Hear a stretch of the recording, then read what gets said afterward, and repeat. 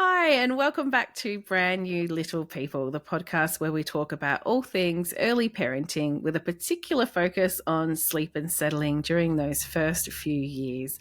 I'm your host, Dr Fallon and I'm here with Dr Laura Conway. How are you going, Laura? Yeah, I'm good. Thanks, Fallon. How are you? Yeah, really well. Another week. Yes, another week. And my goodness, we have been inundated with emails from members and people who aren't members yet, but they're thinking about joining Sombel. And the biggest issue and question that parents have had in these emails is they're really scared about getting started with cot settling because they think that their baby or toddler absolutely detests their bassinet or their cot or their bed. And we've just had, as is often the case, we get emails which seem to be theme-based in any one particular week. And this week's theme has been these poor parents who are really convinced that their baby just hates their cot, and they really want to know how to make the leap into doing some cot settling when their little one seems to have a real aversion to their sleep space. It's fair enough, isn't it? Because we often see this sort of picture of like a baby or a toddler just so happily going into their cot and snuggling in. Maybe they've got a comforter and they're just really happy to be there. And I think for a lot of parents, they just think, how do I get to that point? Yeah, that's right. Yeah, so I think it's a really good point of discussion for this week's podcast is how do we get our children to be happy going into their cot? But this episode, I think, could really apply to those who have a child who co-sleeps and they're trying to get them into their own bed if they're old enough to be in a bed. It's how do we make them happy to do that? Yes. And I thought it's a great topic for a podcast because there's so many different things, I think, in the clinic that we would be thinking about to try and make that experience easier on parents and easier on babies as well. So I thought, let's talk about our own experiences quite a few years ago now. Yes. It's been a few years for me. My youngest is now 7, but I think it's useful to talk about our own experiences because our experiences with cot settling were very different from each other's. Yeah, they were. Yeah. And I think that perhaps can be comforting for parents to hear that even the people who are giving the evidence-based advice about how to go about cot settling or bassinet settling can have different experiences. And it's just not one size fits all. And each child can be quite different and each parent can be quite different. So I get the sense, Fallon, that you had a little bit more of a positive experience when it comes to cot settling than I had. Why don't you tell us a little bit about that? Yeah, so by the time I had my firstborn, I had been working on the Baby Business Project for quite a few years, which was a project where we worked on giving families information during the first sort of 4 weeks after their baby was born to help them set up sort of the foundations for healthy sleep. So I kind of went into parenting with this bit of insider info on certain variables that could help sleep to go a little bit more easily during those first months and years. But I also was so aware that I'm terrible if I have broken sleep. I don't cope very well at all. Yeah. And I just knew that it was going to be really important for me to get the best possible sleep I could get because I was really wondering how I was going to cope with all the uncertainty of parenting because I think like so many parents, I was used to having control over my own life and being able to plan things and have an order and some structure. And I knew that would go out the window. So for me to cope with that unpredictability, I knew that I'd need to be, pretty well rested. Yeah. So for that reason, really early on, and I couldn't even tell you exact day or a week, but with all 3 of mine, probably within that first week or so, I was starting to put them down in their cot when I could recognize that they were showing some tired signs. And so they were quite happy with that. And not every baby is. Some babies are just like they're born hating being on their back anywhere. Yes. Mine weren't too bothered by it. I think there were probably a few times where they were a bit upset and, they might get a little bit of padding or an extra cuddle or something like that. And I wasn't aiming to be militant either. It wasn't like every single settle for this tiny newborn is going to be in their cot or bassinet. I just had this idea that when it suited me, and when it was, when there was a cot there and it was available and they were showing tired signs, I'd just put them down and let them drift off to sleep there. And that worked really well because it was just never a big deal for them. That had some experience in the cot from very young. And then when they were a bit older and it was like, okay, I definitely want to be doing more and more cot settling now because I've got things to do and I'm, want my hands free. That was a pretty smooth transition for them. So that was how it went for me. I sort of went into it really with a bit of a prevention mindset, I think. And I was also really wanting to avoid, I never ever co-slept with my babies because I just knew that I would always feel so touched out by the end of the day. Like, I love my kids, love cuddling them, but by the end of the day, I'm just like, okay, don't touch me. Yeah. I need a minute over here. Yeah. So I knew that like co-sleeping or bed sharing just was never going to work for me. There's no way I would have coped. I would have been a complete wreck if I'd gone down that path. So yeah, that's probably why I was a bit more focused on working on the cot settling.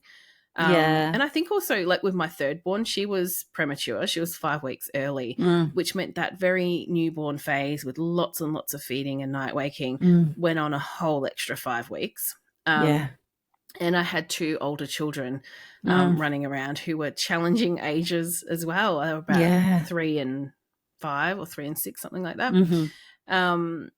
And so I just thought, I just have to optimize my sleep here to be able to manage this little circus that I've created all on my own. And to be the best parent you could during the waking hours.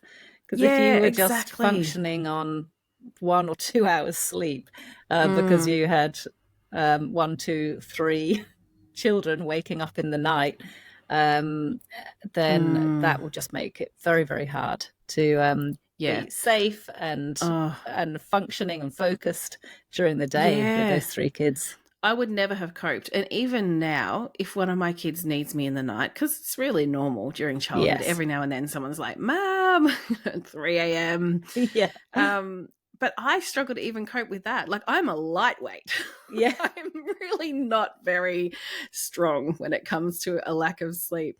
It was something I really had to work hard to protect from the get-go. And there were ups and downs, like even with babies who are really good at settling in their cot and, and they're sleeping pretty well. They all had phases where for a couple of weeks it went out the window and it was an absolute nightmare. Before it started to resolve again. And that's really normal as well, which I think is, important for parents to keep in mind that there's no... They'd be as rare as hen's teeth, babies who just sleep beautifully always. I've never heard of one yet. No, and we certainly don't see them in our clinics. No. They're not the ones not showing up. They're not showing up. They don't need any support. That's it. But I think often it's the parents of the babies that do sleep really well, just naturally sleep really well, who are very vocal about what other parents should be doing because they want to help. They're thinking, well, I did this and my baby slept beautifully, so I'll tell these other exhausted, shells of a person that's what they should be doing. And that can feel really irritating as well when you've got people kind of giving you that advice and you're looking at their baby thinking, no, they're a naturally good sleeper and that's just not the card that you were dealt. And if, your child's generally only waking, and I say only in inverted commas, but 2 or 3 times a night, I'm thinking about small babies and just having their feeds and a nappy change and then going back to sleep, that just does not compare to the families who have babies that are waking 8 to 10 times a night. And needing I had one the other week that was waking 15 times, Laura. I just don't even... That poor family. I don't know how they managed to even log into the appointment. I think I would be in hospital. I don't know where I would be. I just could not do it. Well, and thank heavens for residential stays in those circumstances where... rightly so, a family, you cannot expect a mother or a father to be able to be functioning well on months and months of such fragmented sleep. And to have the option of residential mother-baby units that those families can go to if they're just on their knees. I mean, thank heavens. I don't think that actually in the UK where I'm from, that is something that exists. So in Australia, we're really very lucky to have that as an option, because that's just torture to be waking up so many times a night. Yeah, and it's interesting to say that, Laura, because we're in Victoria, Australia, where we almost have a flood of early parenting centres that can help with these sorts of problems, and mother-baby units as well. Other states in Victoria, some don't have any service like that at all, and others just have one, Yes. So, and I think we've got, certainly 10 or more in Victoria, which is a reasonably small state. So it is hard on families. Why don't you tell us, Laura, about your experience with cot settling and how that was for you? Yeah, well, Fallon, I would have just hated you when if I had heard how well things were going for you when I was in the trenches with my two. I just would have walked the other way. I'm so glad I didn't know you back then. Well, I wish I had known you, actually, because you would have given me some strategies to improve things. I would never have gloated. That's the difference. Yeah. I would have been sympathetic. Yeah. So, like I said before in this podcast, when my children were babies, I wasn't working in the sleep space. So I was working in child development, but different areas of child development. So, I could help with their communication skill development, but so no insider sleep knowledge for you. No, I didn't. And so both of mine were very tricky little sleepers. The second more so than the first, because my second child had medical issues that made had reflux, and it made lying down for him really uncomfortable, which was an added complication to manage. So I did for both of my children seek support because their sleep was so difficult, and neither of them enjoyed either bassinet or cot. And once I did tap into getting some support for both of them, and I had someone there alongside me showing me what to do and how to help my little ones enjoy their cot or bassinet, things improved. But it wasn't overnight, and it was for both of them, it was a long time of putting up with really disturbed night's sleep, and for their poor little things just not knowing. I kept changing everything that I was doing as I was settling them. So my poor little babies didn't know if they were coming or going. They really didn't like being in their bassinet or cot. And so then I'd be changing things without realizing that to be consistent really means to be consistent for forever, not just consistent for one or two settles and then say, oh, they don't like it, I'll change it and do something else. Never quite giving them enough time to learn one way of settling. The difficulties we had with settling my two little ones when they were babies, I think didn't need to go on for as long as it did. But getting support was really vital. And eventually my two did start to settle happily in their cots, and then life turned around for us. Yeah, for some babies it just takes a little bit longer to get there. And I like what you're saying about consistency too, because I think it's really hard as a parent to make that transition from when they're tiny little babies, they have a cry. It's usually because they need something. You give them that thing and that helps them to calm down again. To sometimes when they're older, it's a need to actually persist with something for the greater good. A baby doesn't know that, I suppose if you're being quite inconsistent and then they're crying more and more, they don't understand. Yeah, I'm doing a terrible job of explaining what I'm trying to say. Oh God, it's Monday morning. But yeah, it's like it's a big shift in thinking, I think, for parents. There comes a time where you might look at your baby and go, okay, I know that settling you in my arms is actually causing you to wake up a lot at night. part of the process of reducing your night waking so you can be a better rested baby and we can all be a bit happier, is settling in your cot. And they're not going to like it, settling in their cot at first, but it is something that you need to persist with so that everyone can have those health benefits. And that's a hard shift to make from tiny babies where they have needs, you have to meet them and it's sorted, to having a baby who might have a preference for something different, but you know that to support their well-being, you have to make some changes that they might not agree with at first. Yes, absolutely. And then we come back to the point you made earlier, Fallon, about for some families, they have great little sleepers, and they will go to sleep on in mum or dad's arms or whilst feeding, and then they manage to do great big long stretches overnight, and they might only wake up once, twice, 3 times, depending on their age, an age appropriate number of times, have their feed again or a nappy change, and they go back to sleep, and that's fine. And for those families, it's really hard to understand how, when they hear other people say, oh, if I feed my baby to sleep or hold my baby to sleep, they then wake up 8 times, 15 times a night in the case of that family you were working with. Because for them, it's just not the experience that they are having. But that doesn't mean that experience doesn't exist for other families. Yes. And if you have a baby that is very, very sensitive to how they go to sleep, and you are feeding them to sleep or holding them to sleep, then they will wake up more overnight, and that will eventually take a toll on the parents. And their experience is very different from the experience of the families that have those more settled babies. And it's kind of never the twain shall meet. Ultimately, we don't really want those families speaking to each other, because the families who are saying, just carry on doing it, you'll be fine, they're saying that from obviously a well-meaning place, but with no comprehension of what it's like to live with such terrible sleep deprivation.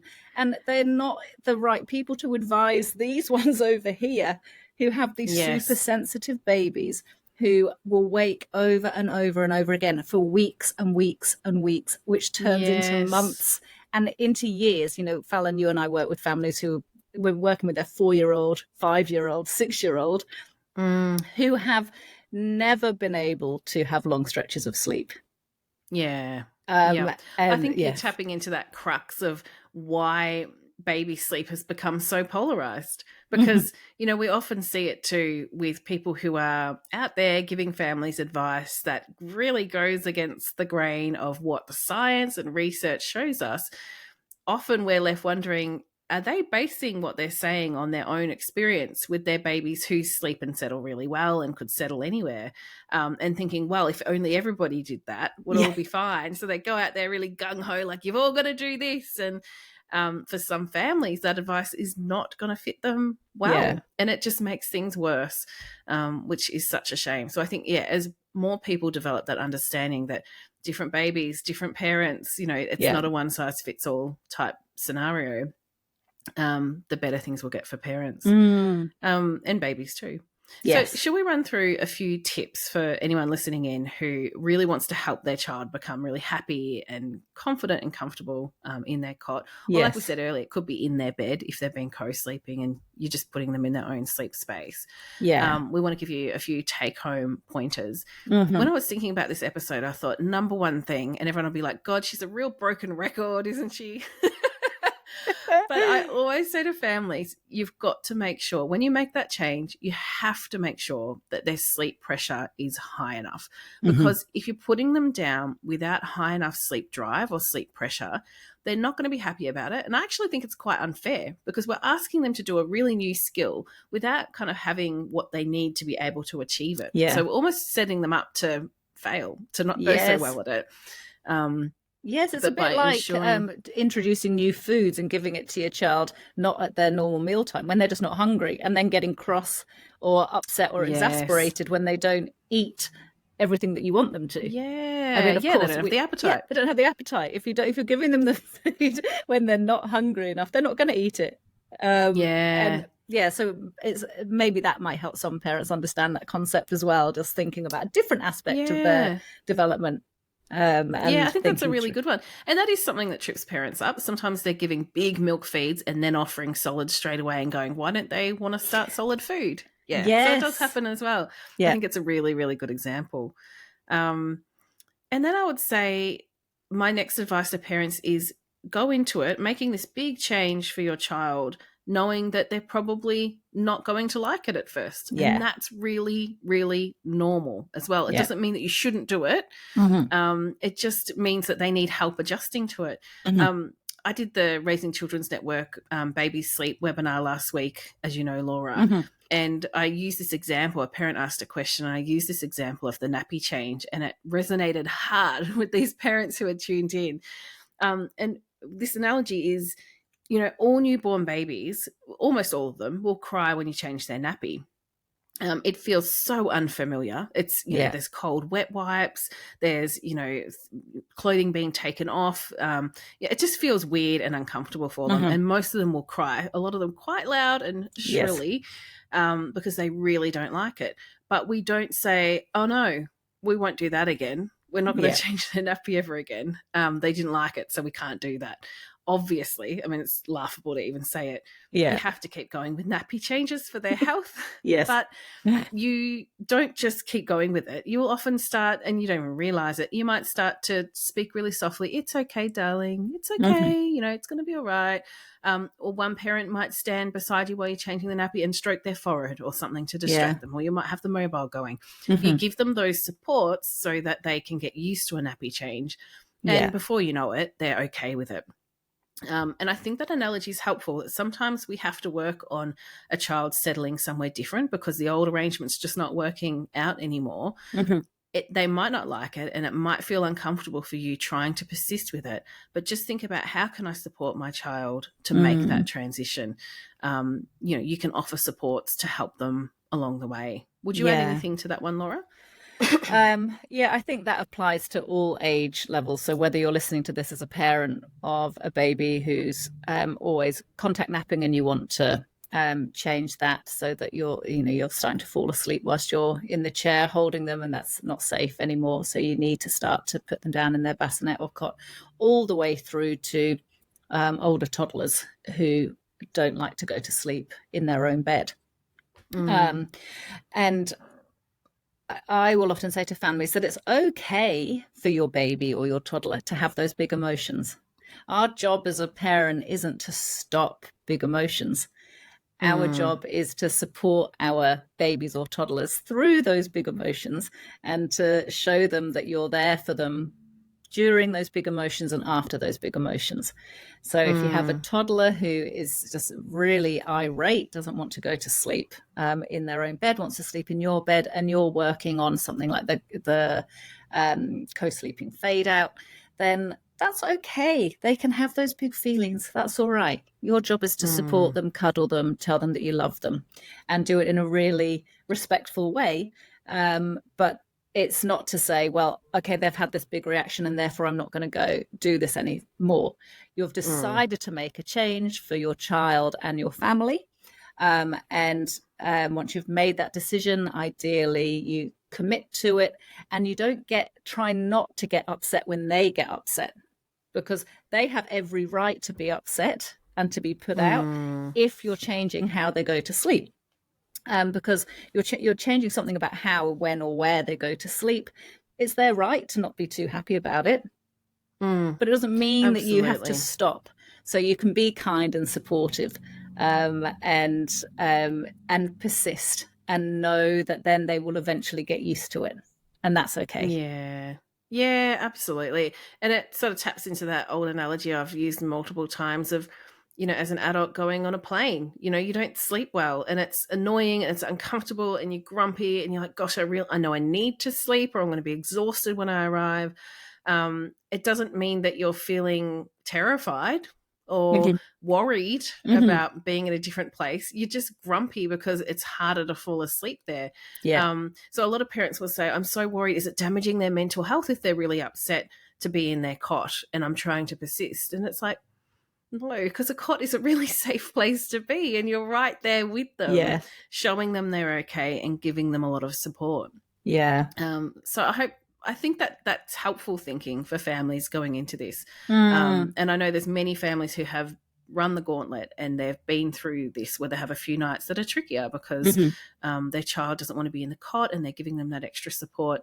And 100% of the time, once the parents are through those few tricky settles, they'll say, I'm so glad I did that. Because now they're happy with it. They're fine with it. They've realized they're safe there. I gave them a lot of support while they made that adjustment. And Fallon, I think the other point we have, Fallon and I will chat before these the podcasts before we start recording, and one of the things you had noted down is that in Sombel we describe a number of different settling approaches that you can choose from that you feel is going to be the best for your child and your situation. So you may have a baby or a toddler that has really strong preferences for how they like to go to sleep. And you can choose an approach that builds on that or incorporates that preference. So, for example, if your baby loves to feel contained, for example, it's a small baby that's liked being swaddled and now we need to unswaddle them, then one of the ways you could be supporting them in the bassinet is to have your hands on them. And even for the first couple of settles, hold their arms still as you put your hands on their bodies and jiggle them to sleep. You just help them just have that sense of containment. And then you could let go of one of their hands as they get used to it floating around. But you're building on what they like. And if they like that feeling of containment, you can give them that feeling with your hands on them. Anything else that you would add to that, Fallon? Yeah, probably just that I think for some, I'm thinking particularly of neurodivergent families with this one who often realize really early on that their babies or their toddlers have some sensory challenges. I think parents are usually somewhat aware that there's something going on. So be thinking about those sorts of things. If there's, a family history of sensory difficulties, especially, have a think about, what's your baby or your toddler, what are the things they don't like and how could that be impacting them settling?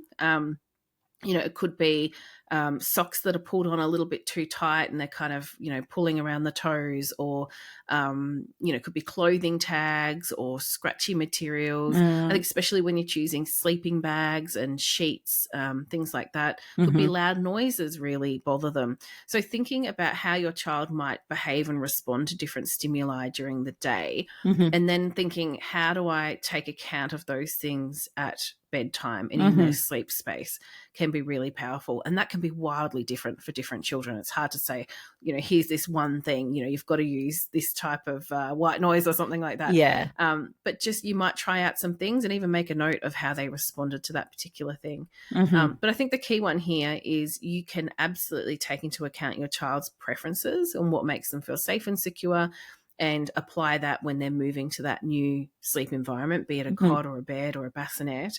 And then usually those supports you're giving can be pretty easily phased out later on. If you're a Sombel member, obviously there's a ton of approaches you can look into there. And if you're not, well, you can have a think about how would you phase those things out. And I think, above all else, and you've already touched on this too, Laura, it's the consistency that is just so key. If you are managing to just apply a really consistent approach, you're not chopping and changing how you pat or what you're humming or whether you're shushing, or, if you're not changing those things, you just pick one thing you're going to steadily do. And if sleep pressure is nice and high, then you're really setting them up to be happy going into their cot. They're more likely to settle down quicker there as well. There's always just going to be that caveat though. Laura, do you want to talk us through the little caveat that's there? Yes. Now, some babies and toddlers may always have a brief grizzle or cry at bedtime. And it doesn't matter what we do. You can be right there alongside them and giving them all the support that you reasonably can give them, and they may have a brief grizzle or cry before they go off to sleep. And sometimes it can be really hard as parents to listen to that grizzle or cry and think that it means anything other than they're upset and don't want to be in that cot or in their bed. But we know that for some kids, that's just what they do as one of the final behaviors just before they go off to sleep, is that they have a bit of a cry. there's one school of thought that suggests that that kind of that feeling of rhythmic crying is actually just self-soothing. You know, you do have some children that actually cry and children that do that, which is actually what one of my children did. And it doesn't mean they're unhappy or complaining. It's a bit of they're getting some feedback from their vocal cords that feels nice to them. And for other children, it's not necessarily that it feels nice. It may be that it's just a habit, that they are a real FOMO baby, a FOMO toddler. They just do not want to stop engaging with the family. And they're just going to have a bit of a cry for a minute or two because they are upset at just having to pause for a moment. And then they go off to sleep, and then they wake up and they're full of beans again and ready for the next interaction and engagement and activity. What we find is that, you know, for a small minority, that is something that always exists. And for others, it does eventually fade over time. And we can't predict which child is going to always do it and which is going to grow out. Well, everyone will eventually grow out of it once your child is in primary school. They're unlikely to be crying as they go off to sleep. But try not to be thinking that means that you have done something wrong as a parent. Oh, absolutely, because there are babies who have only ever settled in their cot and they've been doing it from day dot, but they'll always have a little grizzle to get off to sleep, and it's just their habit. They're like, I just make this little noise and then I'm gone. And I'm out. And that's just how they like to do it. And some of them will eventually become the rockers, where they like to rock on their hands and knees until they fall asleep because they like the rhythm, or the headbangers who just like to bump their head into the cot. Often that freaks out parents, but it's usually completely normal. And they just like that rhythmicity. So look, I hope that gives parents some ideas about, you know, factors to consider if you are, you know, really wanting your child to be a bit happier in their cot. You've totally got this. I think don't forget, it sounds so naff, my kids would probably laugh at me, but I often say it's like you need to step into your power as a parent. Sometimes we feel almost like we're pushed around by our own children and we're just at their whim. But you as the parent, you are literally the parent here. You're the adult. So if there's a change that needs to be made, it's okay to make some decisions and go, okay, this is how we're going to do it now, and then stick with it and go for it. You can absolutely do this. I believe in all of you. Yes. So, you know, come up with a clear plan and go for it, and it will be okay. You'll get through it, and so will your child. All right. Shall we move on to the questions that have come in, Fallon? Yeah, good idea. Do you want me to read out our first one? Yeah. All right. So Aziza wrote in to say her daughter is 4 months old and having some trouble with her sleep. Her bedtime is 8:30 in the evening, and for about 2 hours, so until around about 10:30 p.m., she appears to be quite unsettled. She'll often wake up unhappy and cry and require some patting to soothe her back to sleep. And Aziza's wondering why this is happening and what she could do about it. So Aziza, thank you for emailing in. This is the time people often will talk about this changes coming about once their baby is around that 4 month of age mark. I would be looking to see how close that last nap your baby is having is to bedtime. For being unsettled for about 2 hours at the first in the first stages of sleep, that sleep period might suggest that the sleep pressure is just not quite high enough when you're popping your baby down, and if she's not going off to sleep until about 10:30, that's getting quite late as your baby is getting a little bit older. For little babies, it's quite usual for newborns to have a late bedtime because they're feeding so frequently. But at 4 months of age, 10:30, going off to sleep is it's getting pretty up there in a late bedtime. So I'd be thinking about how many naps is she having during the day. Perhaps if she's on 4 or 5 naps, you can look down to dropping down to about 3 and having a nice stretch of awake time before bedtime, so that she is really experiencing a strong drive to sleep at the start of the night. And I'd also be looking at how she is going off to sleep. So if she's going to sleep with you patting patting her in the cot. And then when she wakes up, you're writing that she requires patting to go back to sleep. I'll just be looking at starting to wean off that patting at the start of the night, so that you're giving her, maybe patting her for 1 minute and taking your hand off for a few seconds and patting again for another minute. And just over time, increasing the length of time that your hands are off her and decreasing the amount of patting, so that she's going to sleep independently at the start of the night, because that can then help her come up into light sleep a bit later, see nothing has changed since she went into her cot, and she may then be more likely to link her sleep cycle. Yeah. And I know that in Aziza's email, she provided a little bit more detail than what I read out, because I'm always trying to just shorten the questions down a little bit. I know she's tinkered a little bit with nap time, and that would make me think, Aziza, to definitely go back to calculating your baby's unique sleep needs, because often at this age they drop all of a sudden, and that can leave parents kind of going, what on earth's going on? Now they're, having this period of time where they're harder to settle. Calculate the sleep needs, and then look at the daily rhythm charts that recent addition we've made to the Sunbell program. Pull up the relevant chart and try out one of the daily rhythms on there, or create your own that's based around their sleep need. Just because one of the hallmarks of low sleep pressure is starting the night not being able to get into the deeper stages of sleep. So usually it's what we see is the fragmented beginnings of the night. Just means that sleep pressure isn't where it needs to be. So I definitely look at that side of things very, very closely, because something's a little bit off. And like you've said, Laura, at this age, if they sometimes fall asleep a different way, or with more support, often they're just cranky every time you go to settle them. They might refuse to fall asleep. Like if they're being held to sleep or patted to sleep, sometimes they try and avoid falling asleep because they don't like that feeling of waking up and finding that you're no longer there. So that's definitely something to think about as well. But look, it's probably going to be short-lived. So, just revisit the unique sleep needs chapter on that one. And let us know how you go, Aziza. It's a good question. I'm glad you've brought it up, because I think a lot of parents hit a phase like this during the first year. It's very common to have, a phase like that. And once you adjust the sleep, the daily rhythm rather, things should really start to come together there. All right, we've had an email from Helen. Helen has a 5-month-old and says sleep is mostly going well. She's been following a daily schedule since before joining Sunbell, but would now like to work out her baby's unique sleep needs so she can feel confident that she's catering for those needs appropriately. Helen, excellent thinking, Helen. Great thinking, Helen. So Helen wonders if she should keep her sleep diary whilst maintaining the same daily schedule, since she's often waking her baby from sleep. And I guess she means from naps, and he's sometimes cranky.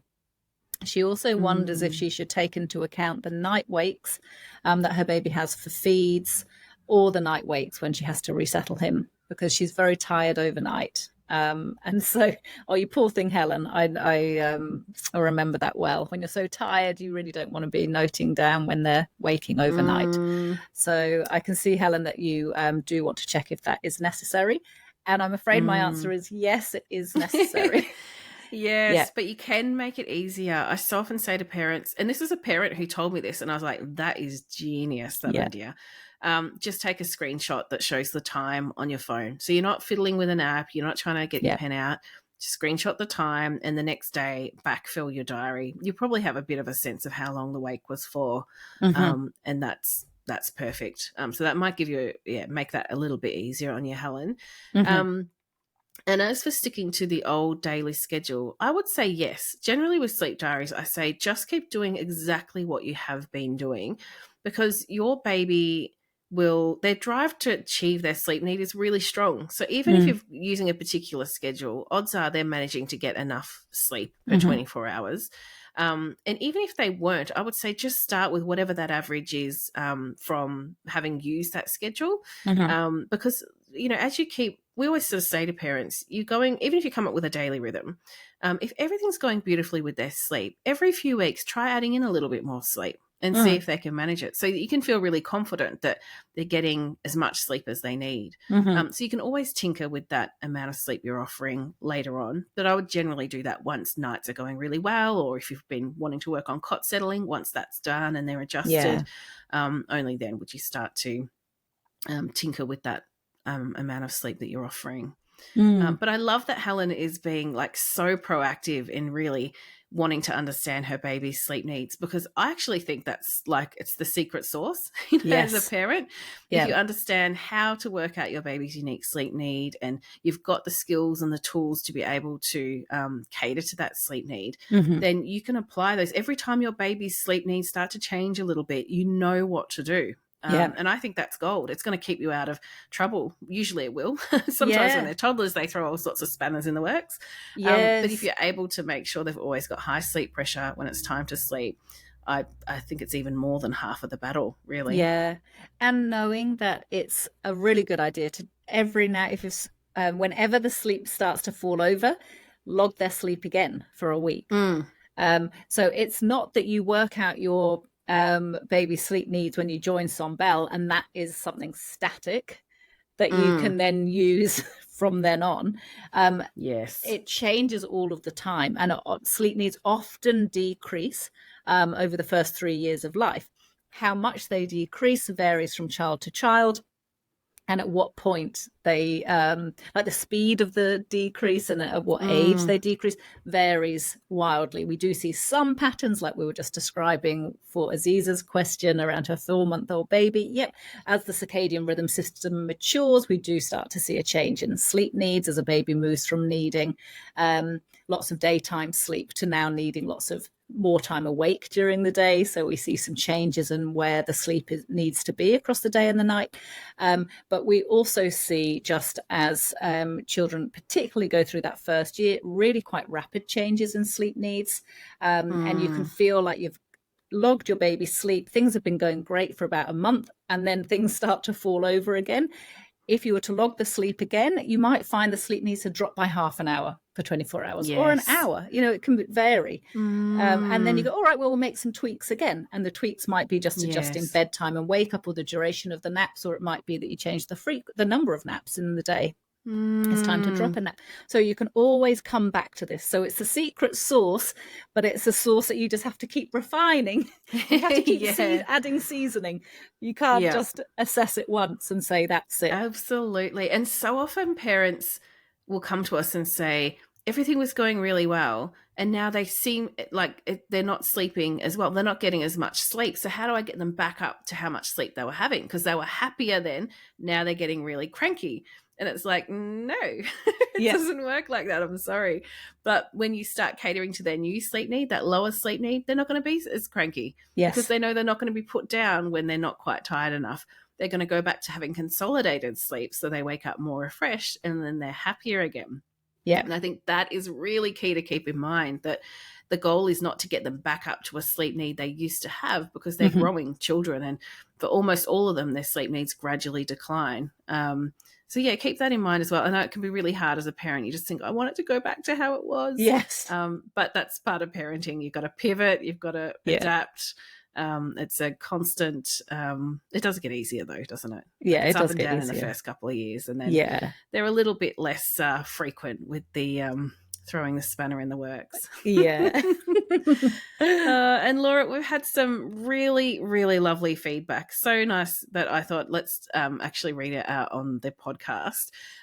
Celia isn't a Sombel member, but she wanted to send us in a testimonial, which is just so lovely. So thank you, Celia. It really made us our day getting this one. She says, my 10-month-old baby was waking up to 8 times per night simply to be resettled.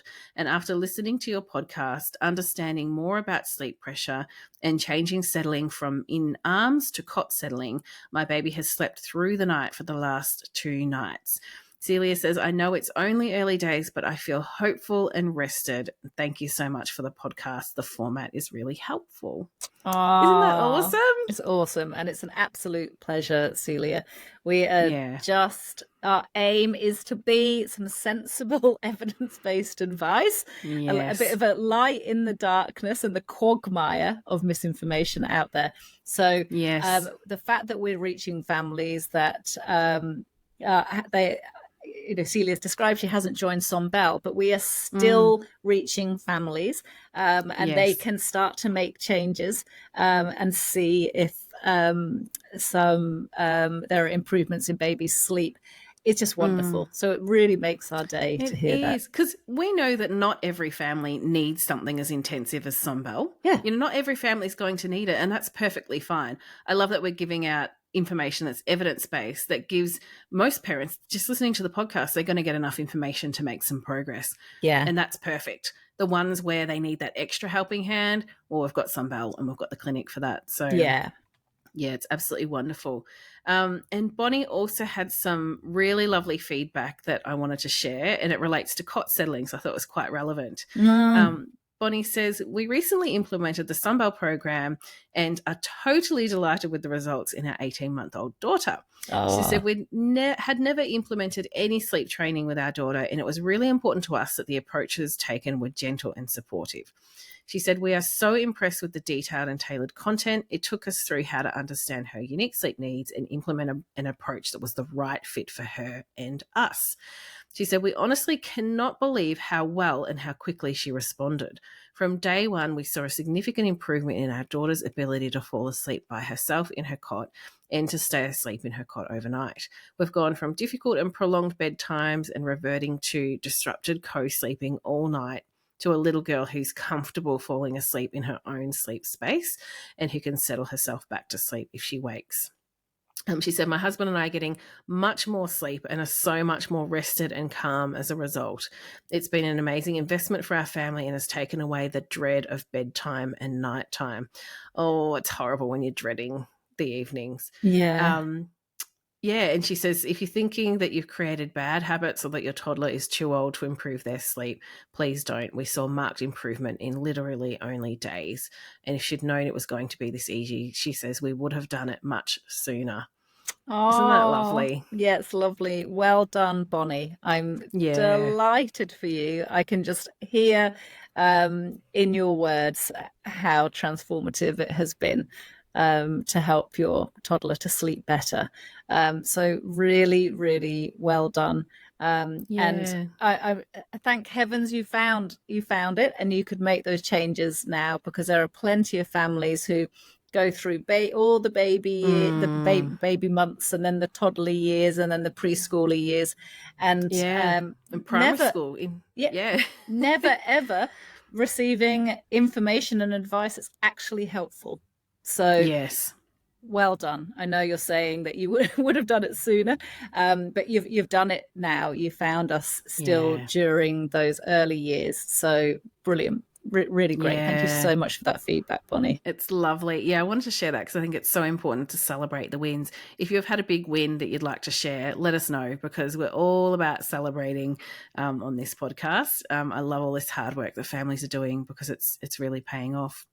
So before we go, just a little reminder that if you're having trouble with sleep and settling, obviously Sunbell is one of your options. So go and check it out.